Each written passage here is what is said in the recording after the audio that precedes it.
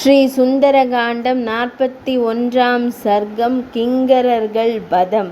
பறவைகள் உரத்த குரலில் கீச்சிட்டதையும் மரங்கள் கீழே விழுந்த சத்தங்களையும் கேட்டு இலங்கை நகர மக்கள் அனைவரும் பீதியும் கலக்கமும் அடைந்தனர். அச்சமடைந்த பறவைகள் மற்றும் பறவைகளின் ஓலங்களும் கீச்சிடுதல்களும் அரக்கர்களுக்கு ஒரு கெட்ட அமங்கலமான சகுனமாக இருந்தன.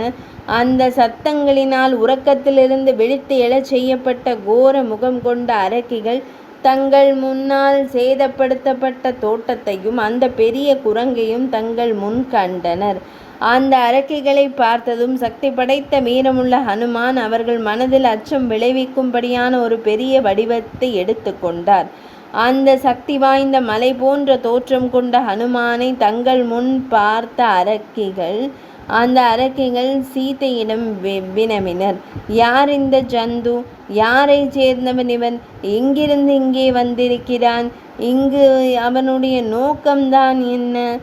எங்களுக்கு இவையெல்லாம் தெரிய வேண்டும். உன்னால் எப்படி அவனிடம் பேச முடிந்தது?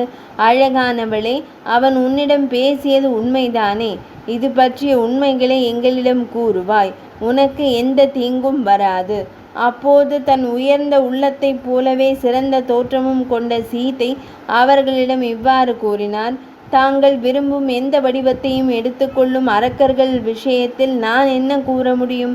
அவன் யார்? அவனுக்கு என்ன வேண்டும் என்பதெல்லாம் நீங்களே அறிந்து கொள்ள வேண்டிய விஷயங்கள். பயணம் செய்பவர் செல்லும் வழியை கவனித்து அதை சரியாக அறிந்து கொள்ள வேண்டியது ஒரு திருடனின் வேலை.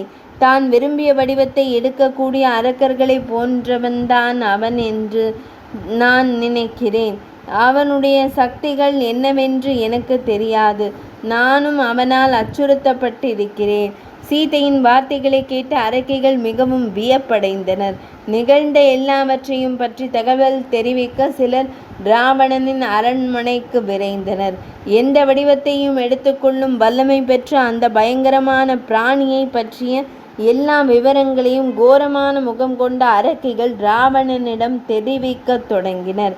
அரசரே, அசோகவனத்தில் பயங்கரமான சக்தி கொண்ட ஒரு குரங்கு சீதையிடம் பேசிக்கொண்டிருந்தது.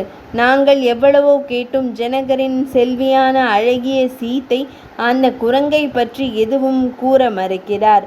அவன் இந்திரன் அல்லது குபேரனின் தூதுவனாக இருக்கலாம், அல்லது அவன் சீதையை கண்டுபிடிப்பதற்காக அனுப்பப்பட்ட ராமனின் தூதுவனாகவும் இருக்கலாம். அற்புதமான தோற்றம் கொண்ட அந்த ஜந்து மிக அழகான தோற்றத்துடன் இருந்த பல பிராணிகள் வசித்து வந்த உங்கள் அந்தப்புற தோட்டத்தை மொத்தமாக அழித்துவிட்டது. அது அழிக்காத இடமே மீதி இல்லை. ஆனால் சீதை அமர்ந்திருந்த இடத்தை அது தொடக்கூட இல்லை. சீதையை காப்பதற்காக அந்த இடத்தை அது தொடாமல் விட்டதா, அல்லது சோர்வடைந்ததால் அதை செய்யாமல் விட்டதா என்பது எங்களுக்கு தெரியவில்லை. அது சோர்வாக இருக்க முடியாது. அதற்கு சோர்வு என்ற ஒன்று இருப்பதாக எனக்கு தெரியவில்லை. எந்த மரத்தடியின் கீழ் சீதை அமர்ந்திருக்கிறாளோ அந்த ஏராளமான இலைகளும் பூக்களும் நிறைந்த சிம்சுபா மரத்தை அது கவனமாக தொடாமல் விட்டது. சீதையை காப்பாற்றுவதற்காகத்தான் இருக்க வேண்டும். சீதையிடம் பேசவும் அசோகவனத்தை அழிக்கவும் துணிந்த இந்த பயங்கர ஜந்துவிற்கு நீங்கள் கடுமையான தண்டனை அளிக்க வேண்டும். அரசரே, அரக்கர்களின் அரசரே, நீங்கள் விருப்பம் வைத்திருக்கும் சீதையிடம் பேசுவதற்கு யாருக்கு துணிவு வரும்?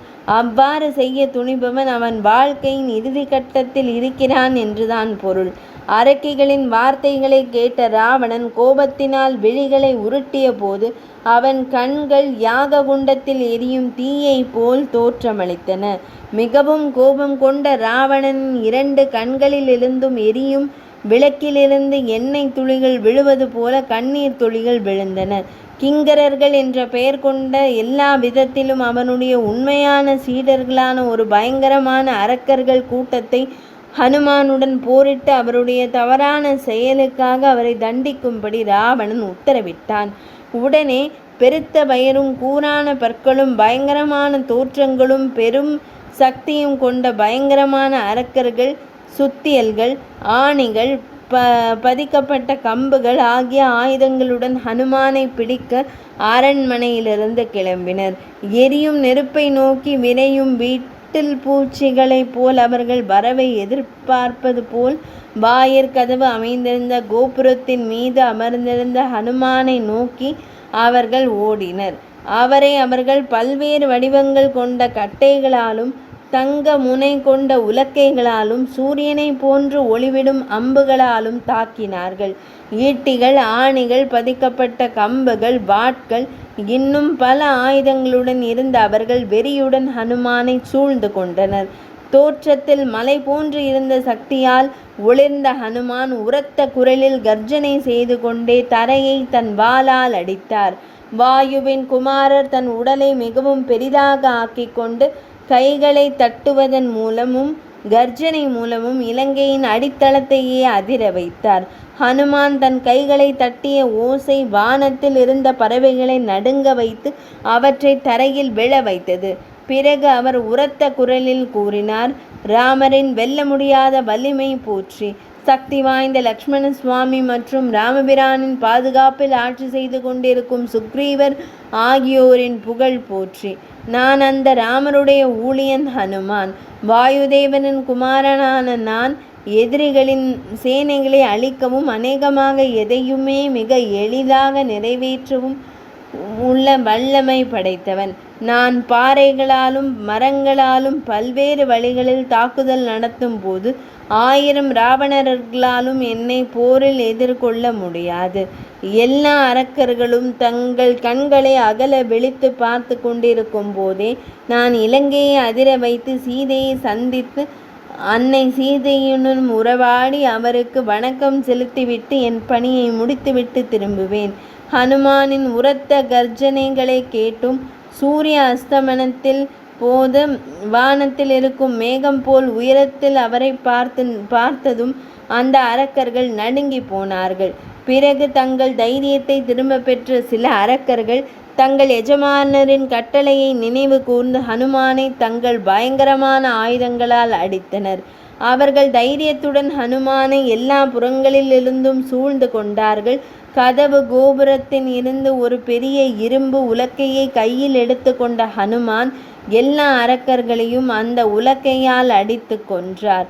கருடன் தன் கால் நகங்களால் ஒரு பாம்பை பிடித்து கொண்டிருப்பது போல் கையில் அந்த உலக்கையை பிடித்து கொண்டு வானத்தில் எழும்பி இலங்கையை சுற்றி பார்த்தார் ஹனுமான். கிங்கரர்கள் என்று அழைக்கப்பட்ட அந்த அரக்கர்களை இந்த வகையில் கொன்ற பிறகு இன்னும் அதிகம் பேரை போர் செய்ய விரும்பியவராக மீண்டும் அந்த கோபுரத்தின் மீது ஏறி நின்று கொண்டார் அவர். அப்போது பயத்தினால் அவரிடமிருந்து பாதுகாப்பான தூரத்தில் நின்று கொண்டிருந்த சில அரக்கர்கள் எல்லா கிங்கரர்களும் அழிக்கப்பட்டது பற்றி ராவணனிடம் தெரிவிக்க சென்றனர். தன்னுடைய சக்தி வாய்ந்த சேனை அழிக்கப்பட்டதை அறிந்த ராவணன் தன் கண்களை உருட்டியபடி போரில் யாராலும் வெல்ல முடியாத இணையற்றவனான அமைச்சர் பிரகஸ்தரின் மகனுக்கு உத்தரவுகள் பிறப்பித்தான். 41வது சர்க்கம் நிறைவடைந்தது.